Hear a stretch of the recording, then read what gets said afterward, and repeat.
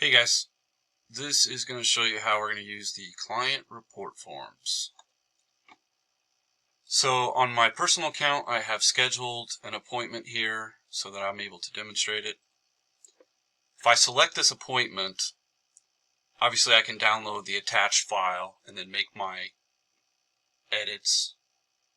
And once I've done so, then I would go into the client report form and fill this out. And it turns out this option here, the email the client report form, leave all that blank, because all that's going to do is send a stamped report that might confuse everyone because it has no links or anything. Instead, attach the edited draft here, the review draft, and please make sure that you select this final selection here, because what that will do is once the report has been saved,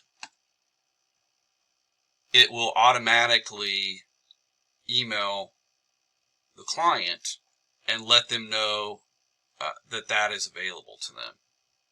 And I can show you that here, what that looks like on the client end.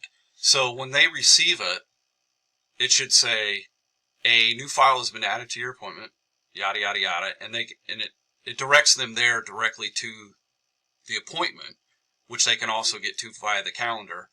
But it also just includes it right here, so they can, as an attachment, so they can just, it's attached to the email for them.